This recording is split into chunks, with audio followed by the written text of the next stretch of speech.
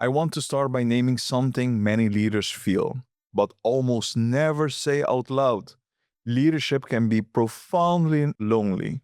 Not because you lack people around you, but because the higher you go, the fewer spaces there are where you can be fully seen, unfiltered, unmasked, just human. The number of people who will speak truth to power. It shrinks. The freedom to process doubt without consequence diminishes. I once asked a CEO of a $1 billion company, when was the last time someone asked you how you are doing? He paused, then said, you mean not because they needed something from me? That pause, that truth, says everything. There's a silence at the top that no boardroom, no offsites, no leadership summit can fill, because that silence is about being unseen in your fullness, not just as a title or your financials, but as a person.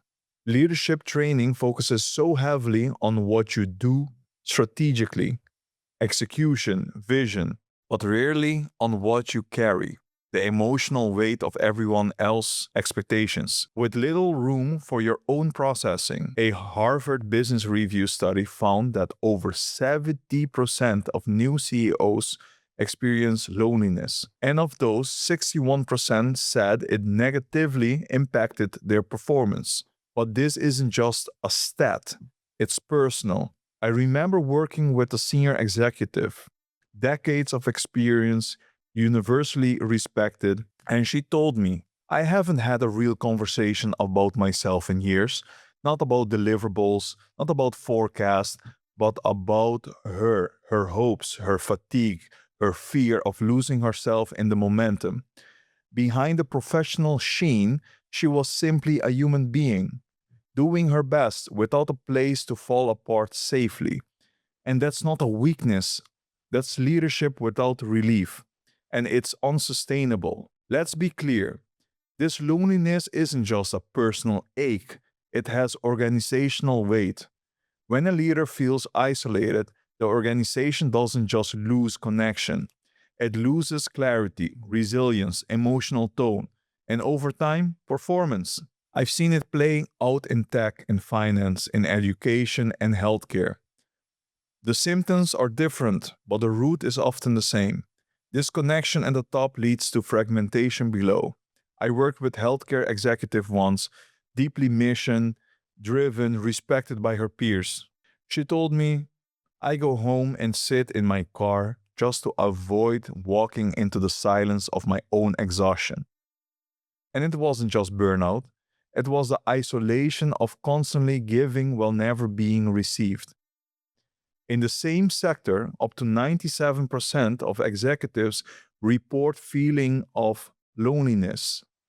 Nearly 1 in 5 say they feel isolated all the time. And the isolation doesn't stay confined to the C-suite.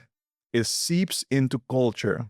It's felt in the disengagement of teams, in the hesitation to speak up, in the quiet sense of burnout that ripples downward. When leaders go emotionally unseen, organizations become emotionally unsafe. So, what do we do with that silence? We don't numb it, we don't outrun it, we go through it. By learning how to govern ourselves emotionally at a higher level, we can manage it. Ask yourself honestly, can I stay steady when the pressure spikes? Can I offer calm to others while navigating my own internal chaos? Can I separate urgency from importance long enough to lead wisely? This is emotional self governance. And it's not about suppressing emotion, it's about owning it, understanding it, and using it wisely. So, Daniel Goleman's work on emotional intelligence shows us this clearly. Self regulation isn't just a soft skill, it's a strategic one. Because how you manage your emotional state shapes how your organization interprets reality.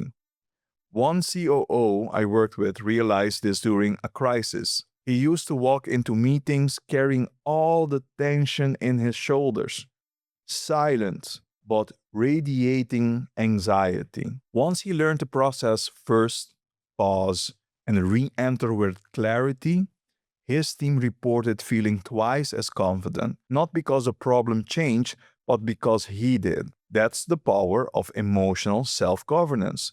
It doesn't just serve you, it stabilizes everyone around you who supports that leader. Here's a question I ask every leader I work with, and it's often met with silence. Who supports you? Not who reports to you, not who respects you, but who sees you for who you are. Who tells you the truth when no one else will? Who holds space for you to be uncertain, unfinished, or even a little undone? We're conditioned to be the rock, the visionary, the answer holder. But what happens when the person holding everyone else has nowhere to be held? One executive said it like this: I'm always the one people come to for direction, but there's no one I can go to without also being the boss in the room. That's not failure. That's the cost of leadership without replenishment. And the reality is, support can't be accidental. It has to be designed. Whether it's trusted mentor, a coach, or a peer group, you need somewhere to go where your title doesn't enter the room first, where you can be human before you're a leader. And when you build that space intentionally, it doesn't make you weaker, it makes you more whole. Designing a support ecosystem is the ideal way to go forward. So, how do you do that? How do you build a support system that serves you, not just in crisis, but in daily leadership? You start by asking three questions. Who can I be radically honest with without managing their perception? Where do I receive feedback that is both candid and caring? What practices brings me back to myself when everything else is pulling me away? At Flourish, we don't treat support as a luxury. We treat it as an infrastructure because sustained leadership doesn't happen by force, it happens by foundation. We help leaders build their own support ecosystem, places where they can drop the mask, speak the truth, and remember who they are underneath the responsibilities. For some, it's a circle of peer executives who meet monthly to share openly. For others, it's one on one coaching, rhythm that becomes a grounding practice. And for many, it's simply learning how to have more honest conversations inside their own organizations. Because when a leader is supported, they lead from abundance, not depletion, from alignment, not obligation. And that shift, it affects everything: decisions, culture, retention, innovation. Support isn't indulgence, it's the architecture of long term impact.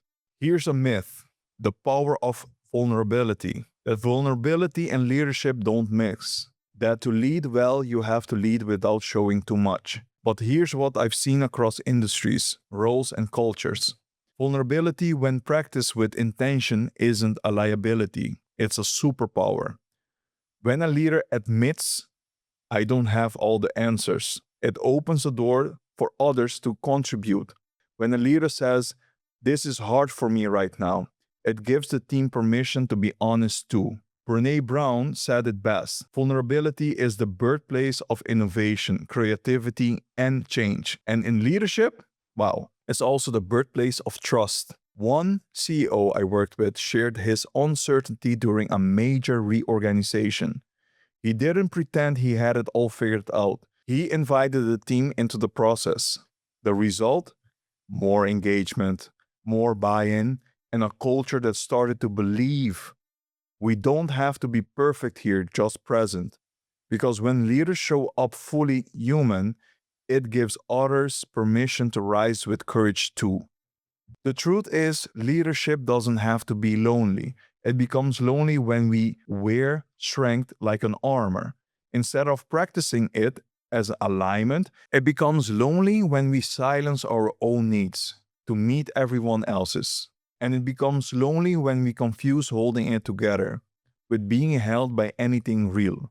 So if you've been strong for everyone else, maybe today is the day you show strength for yourself. Start the conversation you've been avoiding. Name the part of you that feels unseen. Reach out, build support, because you were never meant to carry all of this alone. The kind of leadership the future needs isn't the kind that survives silently, it's the kind that leads honestly, humanly, wholly. When you choose to stay human at the top, you shift what leadership means for everyone watching you. You create space for more courage, more trust, more truth. And that's how we move from isolation to impact, from pressure to presence, from lonely to whole. Thank you, and let's lead differently together.